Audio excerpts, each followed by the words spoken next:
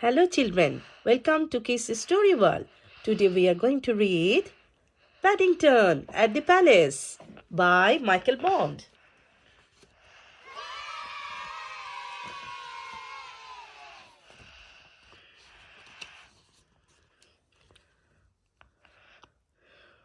One morning, Paddington and Mr. Gruber set out to see the changing of the guard at Buckingham Palace. Mr. Gruber took his camera, Paddington took a flag on a stick in case he saw the Queen, and they both sat on the front seat of the bus so that they could see all the places of interest on the way. The bus took them most of the way.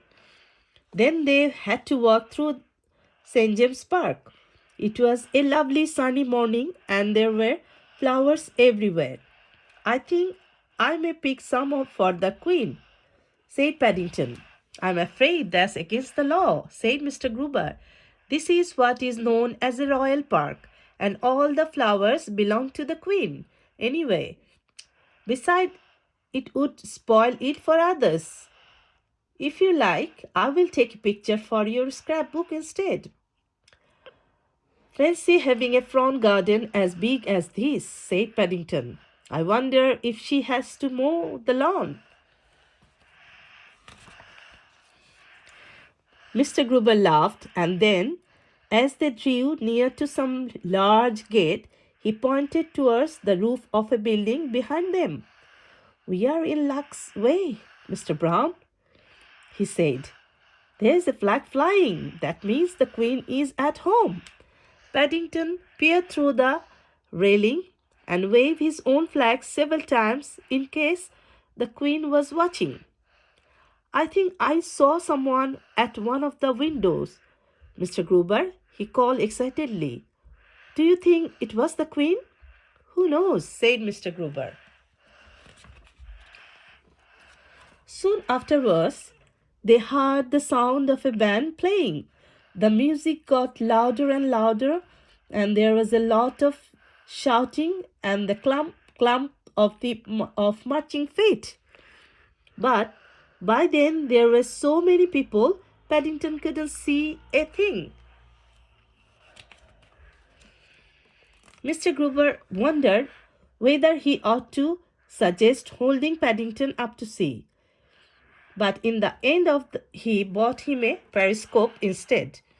If you look through the bottom end, he explained, you can see over the top of the people's head.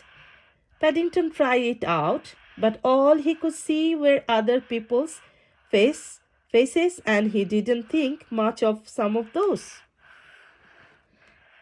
In the end, he tried crawling through the legs of the crowd, but by the time he got to the other side of the band, had passed by.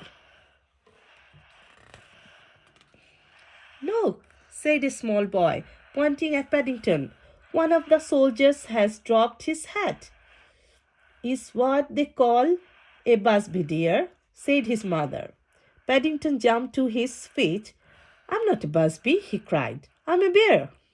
Gradually, the crowd melted away until there were only a few people left. Oh dear, said Mr. Gruber, it's all over, and I didn't even get a picture of you with one of the guardsmen. I didn't even see them, said Paddington sadly.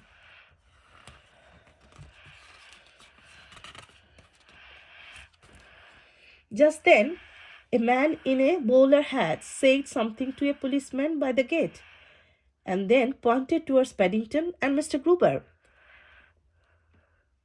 The policeman beckoned to them. I have instruction to invite you inside so that you can take a proper photograph, he called.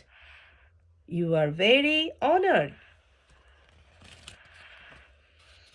Paddington felt most important as he and Mr. Gruber followed the policeman across the palace parade ground, and the guard came to attention.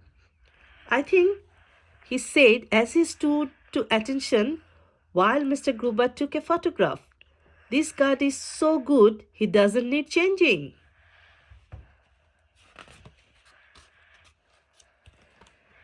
As they left the palace, Paddington stopped by the gate to wave his flag. Do you think it was the Queen looking out of the window when we first came? He asked. It was either the Queen, said Mr. Gruber, or it was someone who likes bears very much. And he took one last picture for Paddington's scrapbook. You must mark the window with a cross when you paste it in, just in case.